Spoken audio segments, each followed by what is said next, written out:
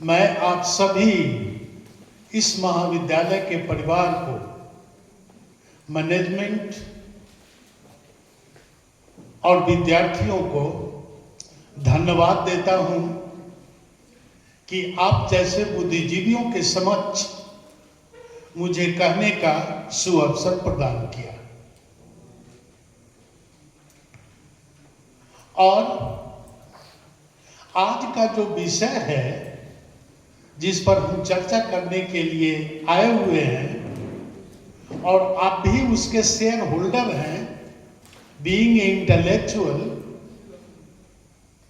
कि Indian constitution and fundamental rights, भारतीय संविधान और मौलिक अधिकार।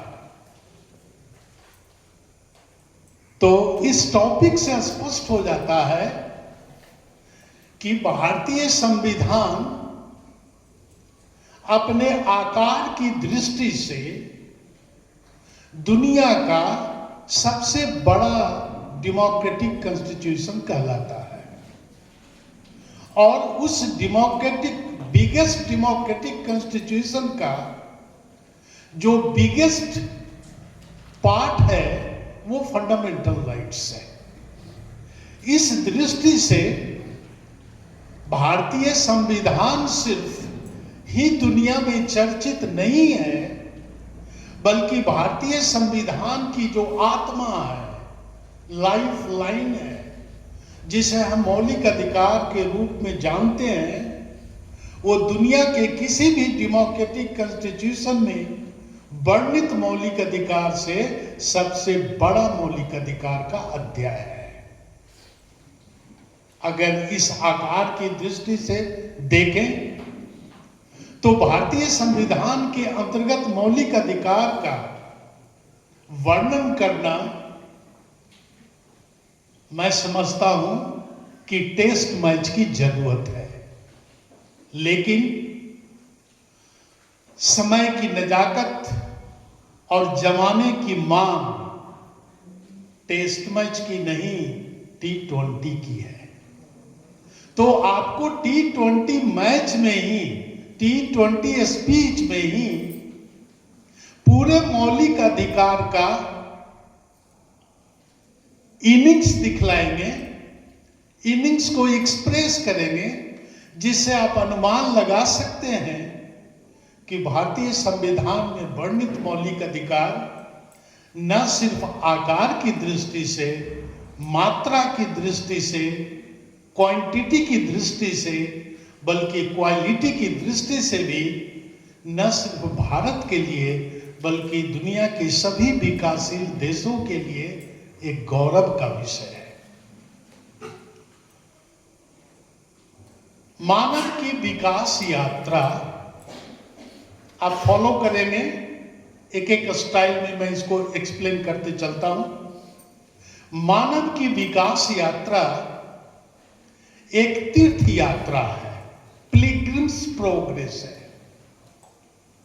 हम आदम और हव्वा से लेकर के 21वीं सेंचुरी की जो विकास यात्रा है, वो पृथ्वी पर पैदल चलने से लेकर के चंद्रमा पर लैंड करने की यात्रा है। हम आधुनिकतावाद से उत्तर आधुनिकतावाद, from modernism to post modernism, from truth to post truth, सत्य से सत्य के वाद की ओर अग्रसर है। इस विकास यात्रा में अनेक परिवर्तन आए और उन परिवर्तनों का परिणाम है कि विभिन्न प्रकार के सामाजिक, राजनीतिक, सांस्कृतिक, आध्यात्मिक अध्यायों का विकास हुआ, अवधारणाओं का विकास हुआ, कंसेप्ट का डेवलपमेंट हुआ। उन्हीं विभिन्न अध्यायों में दुनिया में सबसे चर्चित ही नहीं बल्कि सबसे विवादास्पद अवधारणा का जो विकास हुआ, उसी विकास का नाम मौलिक अधिकार है। तो इस प्रकार से मौलिक अधिकार का श्री गणेश जो है शुरुआत जो है वो 1215 के मैग्ना कार्टा के गर्भ से उत्पन्न वैश्विक संतान है।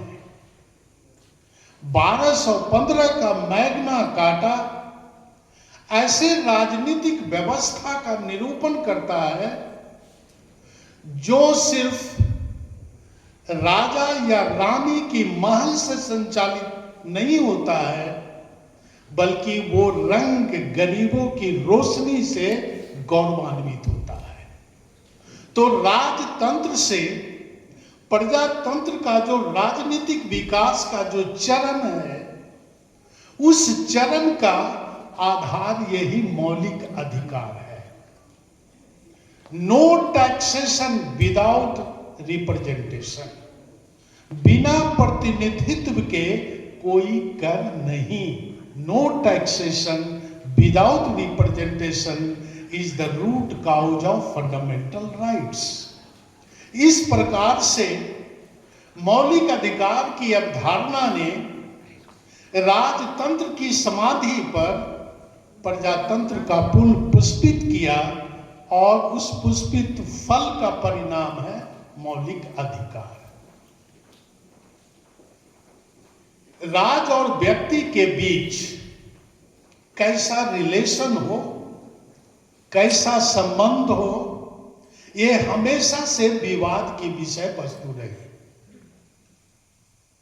और दोनों के बीच में एक अंतर्द्वंद है, dichotomy between the relation between the state authority and individual liberty.